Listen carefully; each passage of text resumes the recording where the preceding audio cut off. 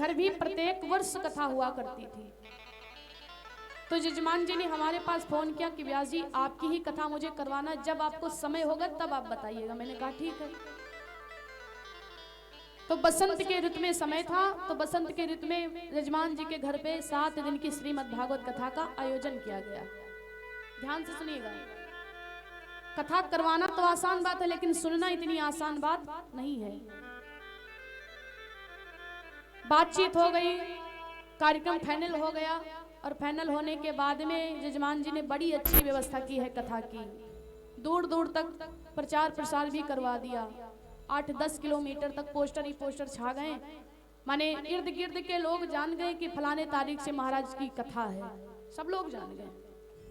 बड़ा अच्छा आयोजन भी किया गया, बड़ी अच्छी साउंड की व्यवस्था की गई, पंडाल भी बहुत बड़ा लगाया गया। लेकिन हुआ क्या, कथा में सबसे पहले क्या होती, कलश यात्रा निकलती है ना।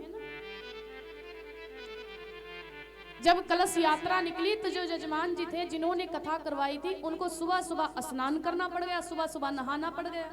उनकी आदत थी नहीं सुबह नहाने की, वही वो दोपहर में नहाते थे, नहीं तो शाम में नहाते थे, वो सुबह नहीं नहाते थे। बहुत लोग ऐसे होते हैं कि सुबह नहीं नहाते, दोपहर में नहाते हैं या रात में नहाते, और बहुत लोग ऐसे भी होती कि रोज नहाते भी नहीं हैं।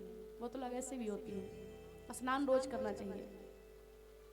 तो जजमान जी की हुआ क्या, जब कलश यात्रा निकली तो उनको सुबह सुबह स्नान करना पड़ गया। आदत थी नहीं तो उनको सर्दी जुकाम हो गया, जिनकी आदत नहीं होती तो उनको तबीयत खराब हो जाएगी।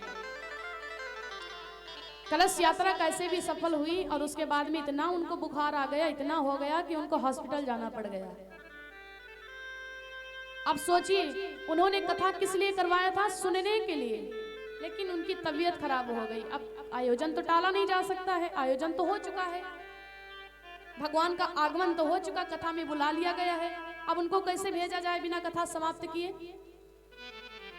धीरे धीरे करके जजमान जी की इतनी तबीयत खराब हो गई, इतनी तबीयत खराब हो गई कि वो हॉस्पिटल में भर्ती हो गए। डॉक्टर ने उनको भर्ती कर दिया। अब सोचिए, उन्होंने कथा किस लिए करवाया था, सुनने के लिए, कि व्यास जी जब आपके पास में समय होगा तब कथा करवाएंगे, लेकिन करना तो आपको ही है, आपकी ही कथा सुनेंगे। 7 दिनों तक उनके घर पे श्रीमद् भागवत कथा चली, और 7 दिनों तक वो अस्पताल में भर्ती रहे।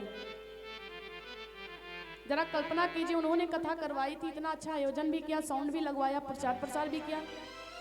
करवाना तो उनके भाग्य में था, लेकिन सुनना उनके भाग्य में नहीं था। 7 दिन तक वो भर्ती रहे, और जब 7 दिनों के बाद में श्रीमद् भागवत कथा समाप्त हो गई, विराम दिया गया, जब हवन होने लगा तो हवन की आरती में जजमान जी आ गए हॉस्पिटल से। तो हाथ जोड़ करके कहने लगे, व्यास जी सत्य कहते हैं कि अगर भगवान की इच्छा नहीं होगी तो आप कथा सुन नहीं सकते हो। कथा करवाना तो मेरी बस की बात था, लेकिन कथा सुनना मेरी बस की बात नहीं था, इसलिए हम कथा नहीं सुन पाए। आप लोग बड़े बड़भागी हो, बड़े भाग्यशाली हो, जो इस दरबार में बैठ करके आनंद से गोविंद की कथा को श्रवण कर पा रहे हो।